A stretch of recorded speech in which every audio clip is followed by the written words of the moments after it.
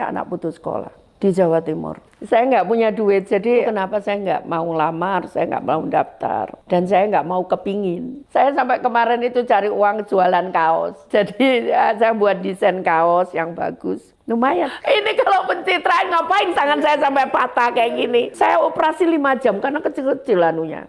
Patahnya itu banyak sekali, macam-macam ternyata pilkada ini gangguannya. Saya sangat pasrah karena saya tahu siapa saya. Kalau saya percaya bahwa suara rakyat itu suara Tuhan, makanya saya tidak berani membeli suara rakyat itu.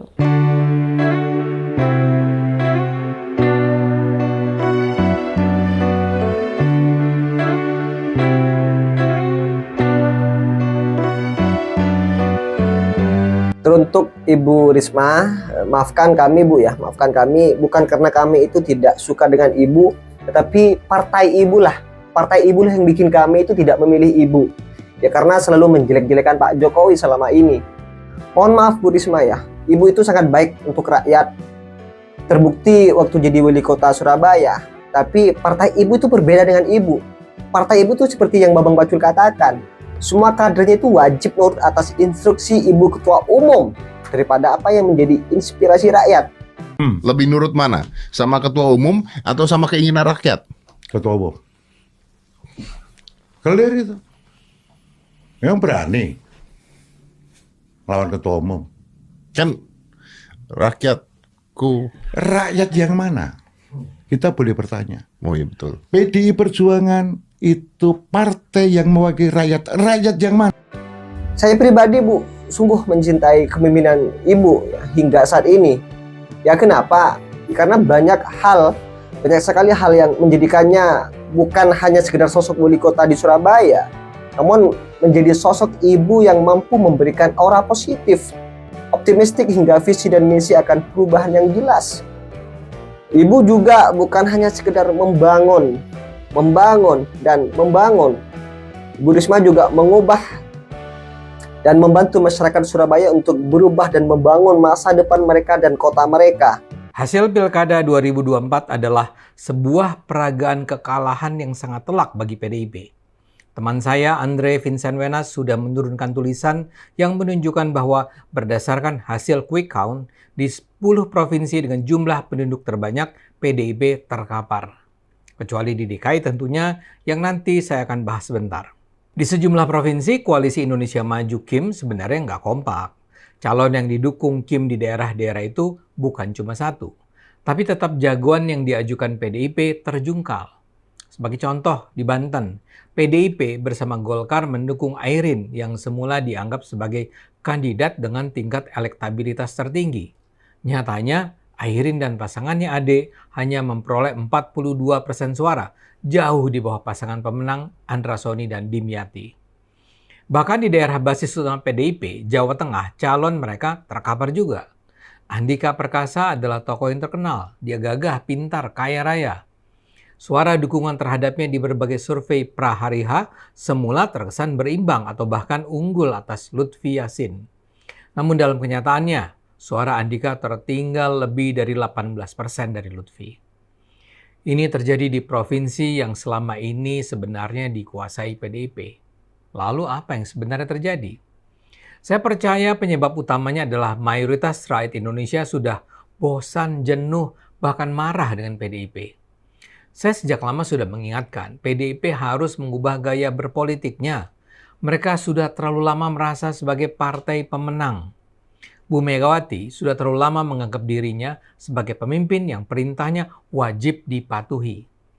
Ini tercermin dalam gayanya yang meminta semua kader partai untuk menerima diperlakukan sebagai petugas partai. Megawati berulang kali mengatakan tidak ada keberhasilan kader partainya tercapai karena kemampuan dan keberhasilan orang itu. Megawati menegaskan, bahkan seorang Jokowi pun bukan siapa-siapa kalau bukan karena PDIP. Satu hal yang dilupakan Megawati adalah ucapan dia, penampilan dia, mimik dia, semua bisa dilihat langsung oleh masyarakat luas melalui media sosial. Di masa lalu, Megawati mungkin sudah melakukannya di dalam tubuh partai, tapi itu tidak sampai terlihat oleh rakyat Indonesia. Kini semua terbuka luas. Kini orang bisa melihat langsung bagaimana Megawati mengomel, menghardik orang-orang dan bahkan tokoh-tokoh yang dianggap seolah adalah para pekerjanya, bawahannya. Bagaimana dia mengomel terhadap sekjennya Hasto Kristianto, terhadap calon presiden yang diajukan Ganjar Pranowo, dan bahkan terhadap Presiden Jokowi dapat disaksikan rakyat, dan apa yang disaksikan rakyat itu membangun persepsi tentang PDIP. Hal terburuk yang dilakukan Megawati adalah perlakuannya terhadap Jokowi. Masyarakat tahu bahwa perintah pembatalan acara Piala Dunia Junior di Indonesia tahun lalu terjadi karena perintah Mega. Masyarakat juga tahu bagaimana Mega dengan sengaja tidak melibatkan Jokowi dalam proses pemilihan Ganjar sebagai capres.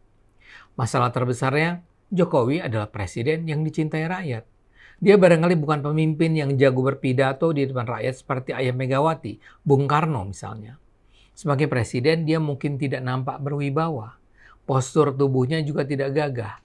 Tapi pikirannya, kebijakannya, sikapnya sangat menawan hati rakyat. Jokowi bisa saja menjadi sasaran kebencian dan kebohongan, tapi segenap serangan itu justru semakin meningkatkan kecintaan masyarakat terhadap Jokowi. Jokowi dipercaya sebagai presiden yang mencintai rakyatnya. Jokowi dipercaya sebagai presiden yang sungguh-sungguh berusaha mensejahterakan rakyatnya. Jadi, Jokowi adalah orang baik yang dicintai rakyat. Tapi orang ini malah dirujak habis oleh orang-orang PDIP.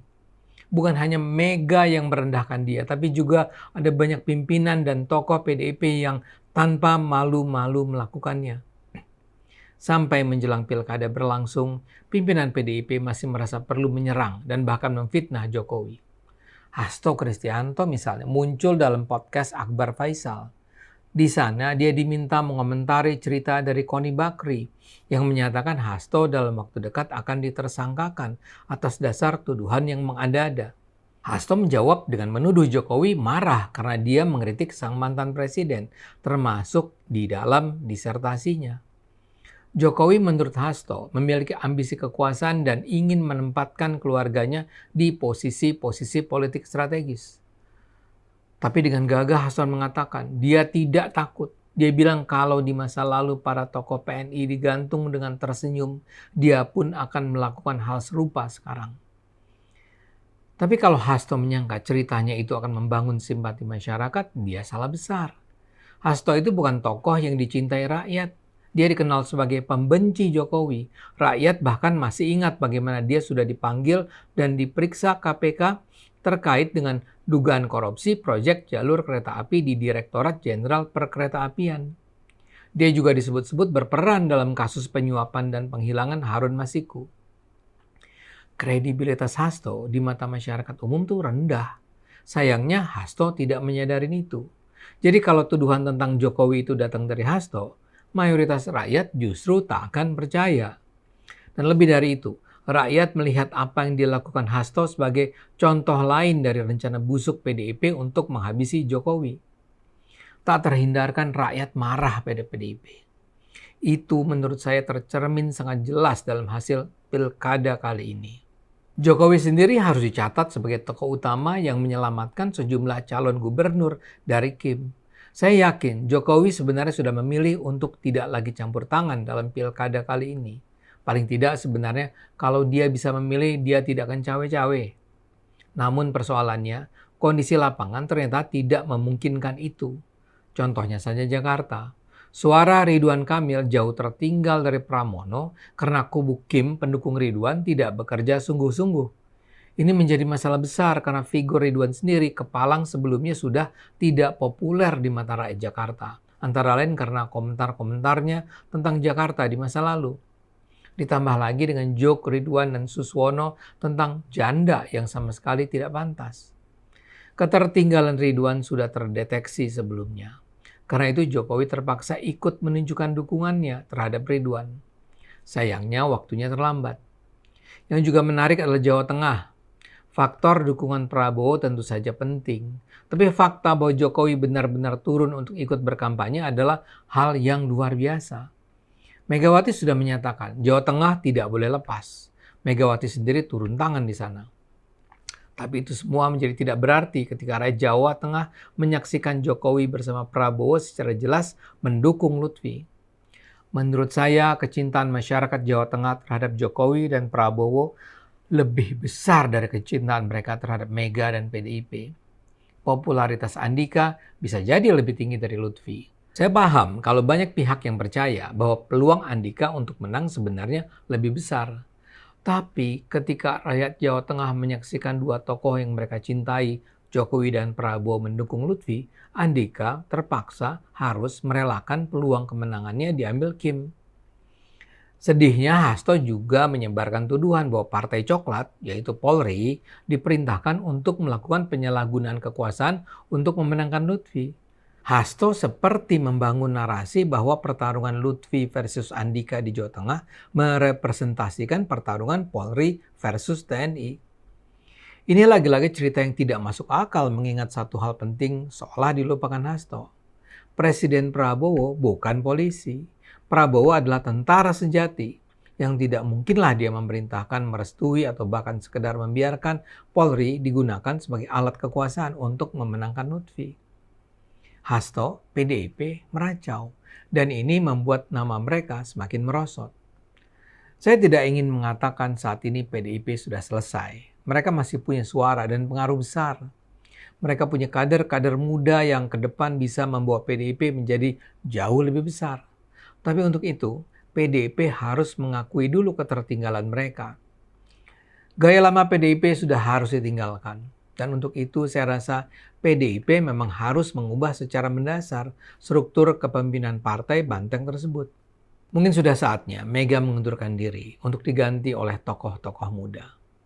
Harus ada gaya kepemimpinan baru yang sejalan dengan alam keterbukaan dan kebebasan Indonesia menuju kejayaan 2045. Jujur saja, yang jadi masalah bukan cuma Mega. Mega seperti dibiarkan terus melakukan blunder tanpa ada orang-orang di sekitarnya yang berani mengingatkan dia. Kesannya terlalu banyak orang yang takut atau bahkan mungkin penjilat untuk bicara jujur kepada Megawati. Dan karena itu saya percaya PDIP terus menggali lubang kuburnya sendiri. Jadi yuk kita sama-sama bangun Indonesia. Apa yang terjadi saat ini semoga memberi bahan pelajaran bukan saja pada PDIP, tapi untuk semua partai politik di Indonesia. Ayo gunakan akal sehat, karena hanya dengan akal sehat Indonesia akan selamat. Oke pemirsa, mungkin saya rasa cukup ya terkait dengan konten kali ini. Seperti apa komentar kalian, tulis di kolom komentar. Dan sekali lagi pemirsa jangan lupa tekan tombol subscribe-nya biar kalian juga tidak ketinggalan informasi-informasi terbaru dari channel ini. Dan salam demokrasi dan salam NKRI.